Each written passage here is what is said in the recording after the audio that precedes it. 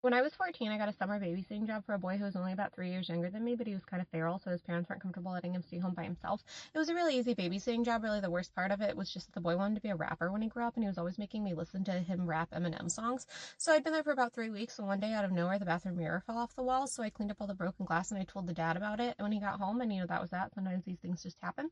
But the next day, I got there, and there's already a replacement mirror on the wall, and the mom says, "Hey, Kate, I heard you met our ghost," and I'm like, "What?" And she goes on to tell me that the reason there's already a replacement is because they buy them in bulk at Lowe's, because this happens like 3 to 4 times a year.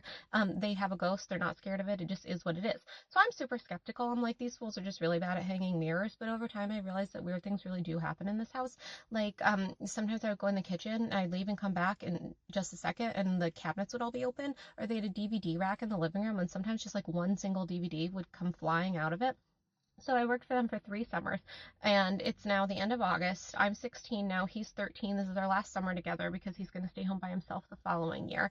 It's just really our last couple days together. So I'm in the living room. He's in his bedroom playing Nintendo 64 when suddenly I hear the sound of someone coming up the basement stairs, and I freak out because like the dad never came in the back door. He always came in the front door. So I knew it wasn't him.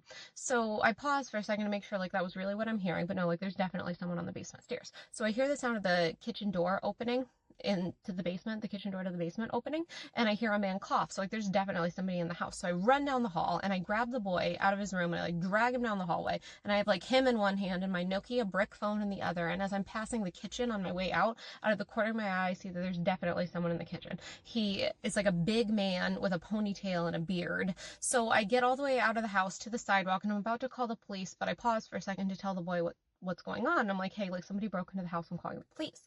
So I'm about to call 911, and the boy snatches my phone out of my hand and he starts laughing, and he's like, that's not, no one broke in, Kate. Like, that's just my brother Ronnie." And I'm like, "What?" So he runs back into the house. I follow him. He goes into the kitchen and greets this man, and he's like, "Ronnie, Kate thought you were a murderer." And the man just like smirks with a bowl of cereal in his hand and returns to the basement. I had worked for this family for 3 years, and I never once heard a single person ever mention this child had a brother, let alone a much older brother. The worst part is I come to find out that he has lived in the basement for years, and apparently he was in the basement every single day for the entire 3 years that I babysat for this family. I was a 14, 15, 16-year-old girl, and there was a grown man in the basement, and I had no idea. So which is worse, the ghost or the Ronnie?